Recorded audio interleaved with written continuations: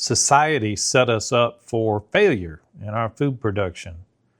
They convinced us that we needed ever larger fields and ever bigger farms in order to grow enough food to feed everybody. And to make all this stuff work, we were going to have to trust the science. It was science, we were told, that was going to formulate the right combination of fertilizers and pesticides and fungicides and herbicides.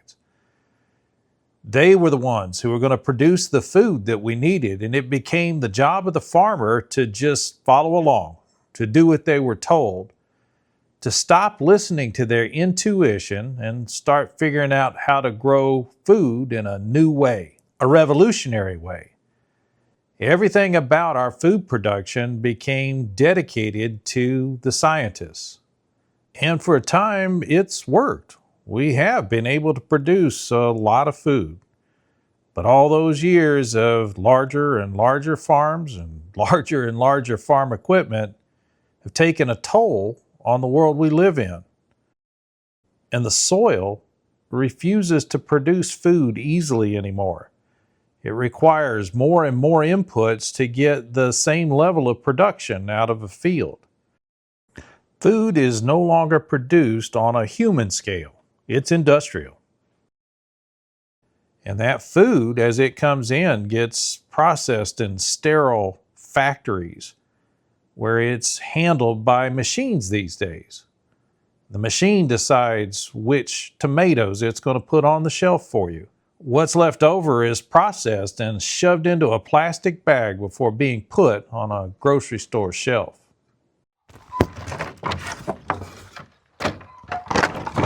There is an alternative, a food production technique that is more on a human scale, where food is produced simply with the input of one person, where the intuition of the grower becomes the primary driver and decision maker. Everything slows down back to the pace of the food itself. This stuff grows slowly, and it's up to us to slow ourselves down enough to be able to keep pace.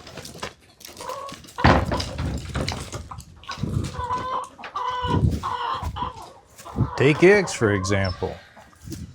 You can certainly take 1,000 chickens and shove them into metal cages, put them under fluorescent lights, and feed them a scientifically perfect diet while they produce eggs for you. Or you can slow things down a bit, spend some time with the chickens, watch their individual health, pay attention to what foods they enjoy eating and which foods they don't.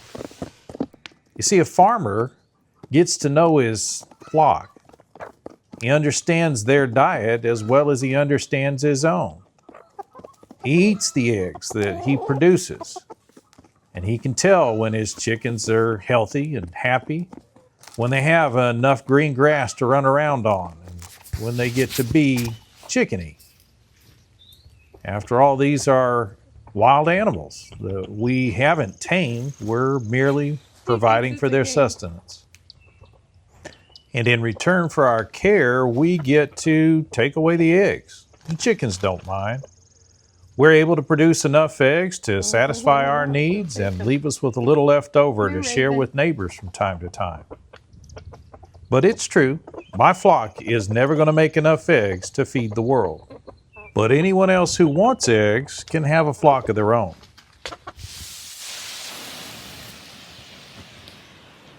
Growing food is not that hard. It doesn't really require science to figure it out. And it doesn't require science to make it produce enough for a small family. It is possible for a family to have a garden, to put their labor into that garden, and to produce all of the food that they need for their survival. Now, you may need to use some science if you want to make a profitable business out of farming. But if all you want to do is put quality food on your table, well, that just requires putting a seed in the ground, paying a little attention to it.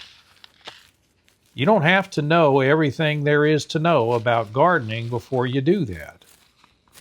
Just get a seed, get some ground, and get busy working.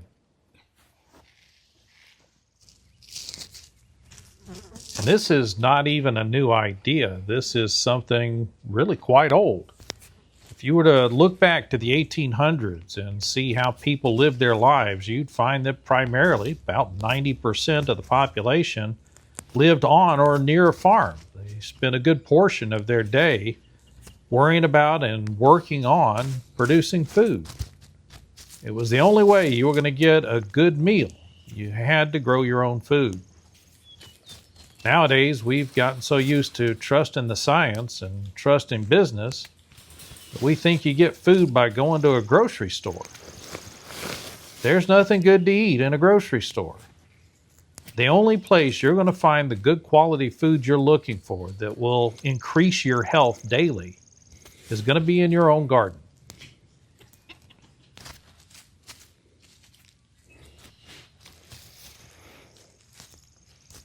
And we're not suggesting that you go out and complicate your life by trying to add food production to everything else that you're doing.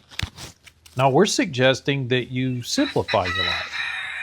Return to a more 1800s lifestyle. Stop wasting your time trying to figure out how to make healthy food from the sterile selections they give you in a grocery store. Okay. And get busy growing the healthful food you know you need.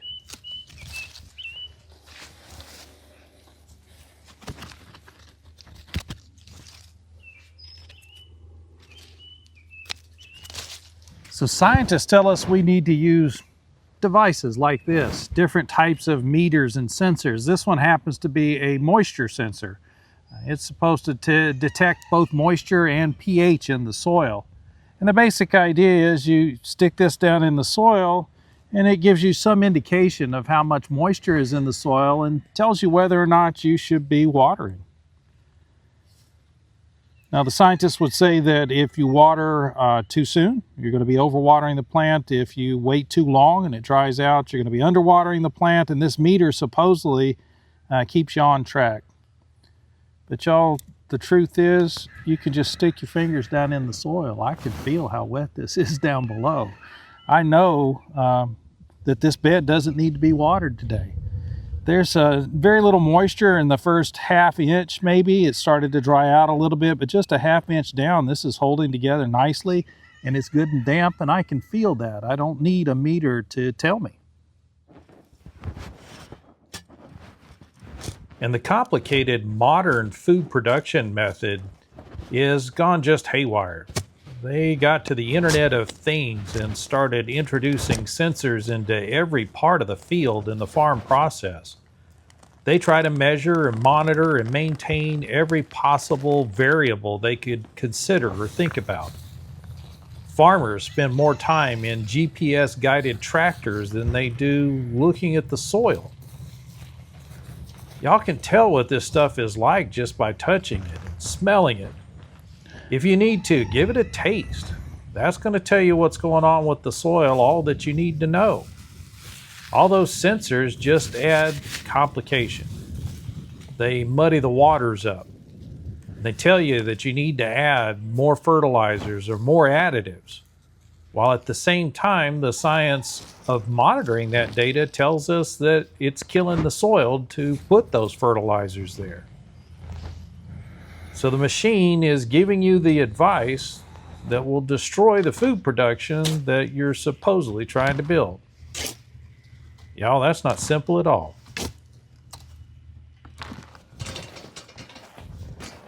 And stop thinking about farming as if it's a business. Farming is a privilege. You have the right to have good, clean, healthy food. You're going to have to grow it yourself. There's no other way to get this done. You're going to need some land. You'll need to apply your labor to that land specifically to grow the food. And you can return to a simpler way of life that's filled with that nutritious food that you've been growing. The alternative, of course, is you can keep eating the food you find in the grocery store. You'll get exactly the opposite of the life you're looking for. That's what science has given us. That's what it's done to farming. It's caused farming to produce food that nobody should have to eat. 3 years ago, I published a book on leadership. It's called One Giant, One Stone.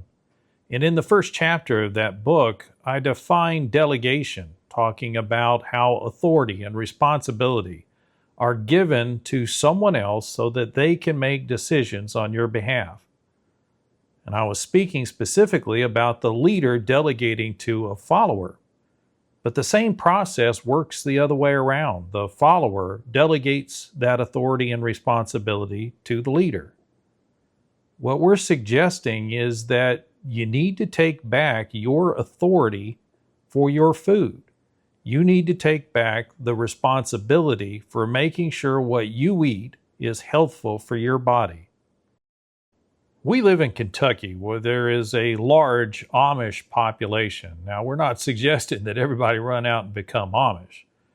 Good night, y'all. I like my battery-powered lawnmower. I'd hate to try to keep track of the grass in this garden without it. So we're not suggesting that modern technology doesn't have helpful ways to help us produce food in our own gardens. But we are saying it's time for everyone to return to the land, return to labor, and return to life. So what's stopping you from joining us? Let us know in the comments what roadblocks you're finding in front of you right now. Tell us what complications you're facing. Let's see if we can do something to help you along. Just let us know.